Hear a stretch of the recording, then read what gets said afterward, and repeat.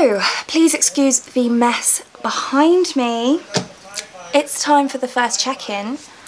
I'm still reading Words of Radiance by Brandon Sanderson. That is my audiobook.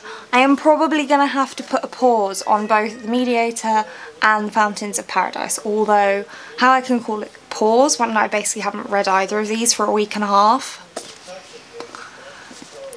Basically, NEWTS are starting the day after tomorrow, so I'm just not going to have time to read those. That's the way it goes.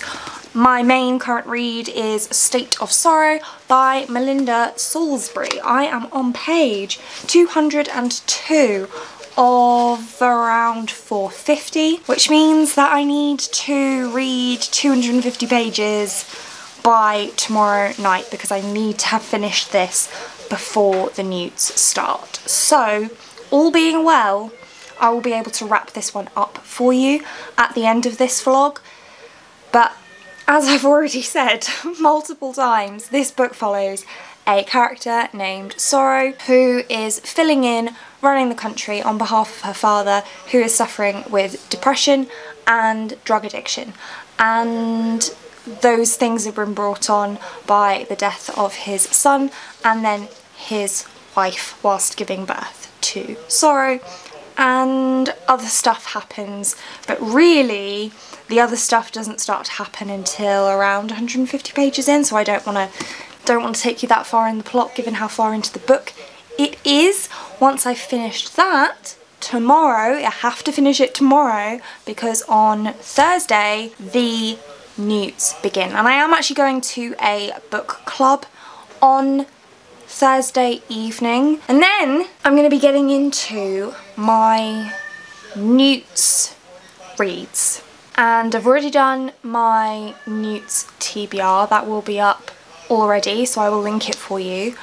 I'm not sure which of my NEWTS books to start with, really. We've got Jelly, Girls of Paper and Fire, The Kingdom, The Cruel Prince, Wicked Fox, The Name of the Wind, American Royals, Romanov, Ash Princess, and The Lost Princess. And to be honest, I think I probably just want to start with Wicked Fox because it's the one that I'm most excited about out of all of these, I think. But then I am also super excited to read Jelly as well, and I think that this is more of a thriller. So I think this one's more of a thriller and this is a fantasy.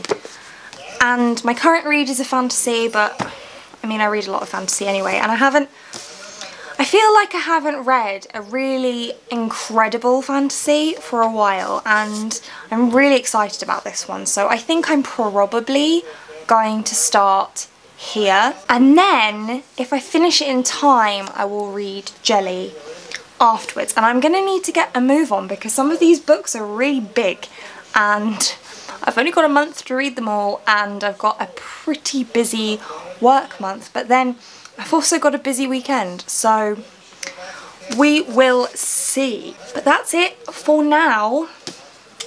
Let's see how this goes. So, end of week check-in, and we'll start off with the books that I have put down for now, which are Fountains of Paradise, Mediator Book 5 and State of Sorrow. I wasn't able to finish any of those before NEWTS started, so I've put them down and I'll pick them back up again after NEWTS because you can't read books for NEWTS that you've already started. So I'll just pick those back up in September. But other than that, I've had a pretty good reading week actually. First off, I have finished Words of Radiance by Brandon Sanderson, and my thoughts on it haven't really changed. Still really like it, still 5 stars, still preferred it on reread than I did the first time. What I will say is that although the audiobooks are great, I found it more difficult to follow the more action type scenes during the audiobook listen than I did during the physical read. Now that didn't actually matter because it's a reread, so I knew what was going on anyway, but for that reason I wouldn't necessarily recommend picking this up as an audiobook on a first listen because the action scenes are quite intense and there's a lot of action in them, which I think can be a little difficult to follow in audiobook format. Having said that, I do listen at 2 times speed, so that might also be something to do with it. Just something to bear in mind. I also read the entirety of The Wicked Fox by Kat Cho. This is a Korean-inspired fantasy story about a gumiho, which is a 9-tailed fox that survives by sucking the ji, or the energy, out of men. And our main character, Myung, is also half human, so the fact that she has to kill to survive is difficult for her, and so she goes sort of vigilante and decides to only suck the ji out of evil men rather than just anyone. But when she rescues a young boy named Jihoon and loses her fox speed, things go a little wrong. I did enjoy this. What I will say is it felt more like a K-drama. I've never watched a K-drama, but it felt like what I would imagine a K-drama to be like, and it felt more like a contemporary with Korean folklore inspiration rather than a fantasy with Korean folklore inspiration. So there was a lot of drama, a lot of high school drama in this one. I didn't necessarily not enjoy it for that reason, but I think just bear that in mind if you're going into it for a fantasy. I don't know that I necessarily think, although it has fantastical elements, I don't think the fantastical elements are the main driving force of the plot. And also, one criticism I do have is that there was no clear antagonist or end goal necessarily throughout the book. It didn't bother me because I still enjoyed the story and I still liked the characters and I still liked the direction the story went in, but if you're a plot-driven reader, I'm not sure if you'd enjoy it, but I found the Korean inspirations fascinating and I would recommend it purely on that basis. Then I also read volume 1 of Death Note, which I enjoyed, but I feel like the fact that I've seen the film hampered my enjoyment of this a little bit, because essentially what it is it's a human gets hold of a Death Note, which is an angel's book that they can put the names of people in it and dictate when and how those people are going to die.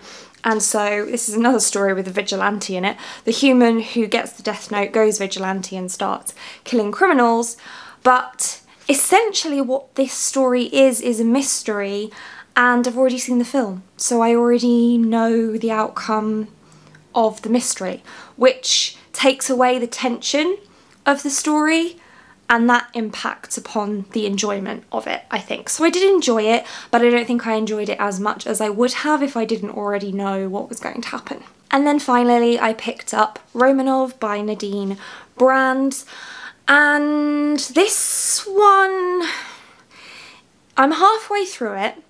It's a little bit of a tricky one to describe because, I mean, I didn't know anything really about Russian history before starting to read this, and I would say that to me so far it feels more like historical fiction than fantasy, but I think it's sold as fantasy, but I could be wrong. Anyway, I was a bit apprehensive about the whole historical fiction element of it because it's not usually a genre I like, but I think because it's Russian history, which is a type of history I know nothing about, it's okay. And I am finding it intriguing. I will say that it's pretty bleak. It reminds me slightly of Anne Frank's diary, which is a little bit, you know, be aware of that if you decide to pick it up. It is a bit bleak, but the thing about it is it is a work of fiction, but it is based on fact. And I mean, basically, it follows the story of the Romanovs, and if you don't know, from the very limited research that I've done since picking this one up, because I was interested, so I think that's a good thing. The book made me interested in finding out what the actual history books say, and from what I've been able to glean online, Nicholas Romanov ascended the throne in Russia in the late 1890s and became the Tsar, but he had never had any training and any desire to become Tsar, and by all accounts he didn't do a particularly great job. The country wasn't in a fantastic state at the time he took over anyway, and then the country went to war with Japan, which didn't go well, and then the First World War happened and Russia suffered the heaviest losses out of any country.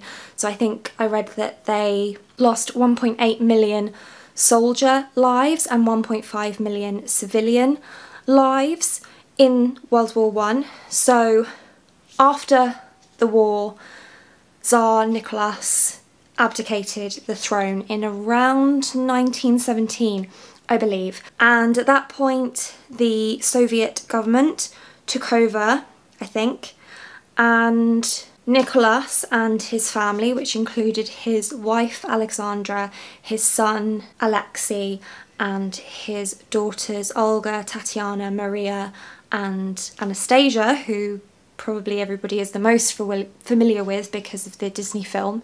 They were essentially put under house arrest, kind of, and then executed by firing squad, and then their bodies weren't found until the late 1990s, I think it was, that it said. I mean, fact check all of this. This is just completely off the top of my head. But I didn't know any of that before I started reading this book. And so it is pretty bleak. So I don't think too much is known about what happened to the Romanovs whilst they were under house arrest or imprisoned, essentially, and the things that led up to their execution. So this is like a fictionalization of what happened, but based on the pieces of history that are known. So it is fascinating, but it is bleak. Like I said, I'm about halfway through. I'm on page 180 of 320 something. 328. So I'm hoping actually that I'm going to finish this tonight, but I wanted to finish off this vlog now. So my wrap up for this one will be in next week's vlog as well as the August wrap up. But so far I'm enjoying it and would recommend, but with a word of caution that it's a little bleak. And that's it for this week's vlog. Let me know what you've been reading. Are you participating in the NEWTS? How are you getting on with the NEWTS? I want to know all the things. Please discuss down below.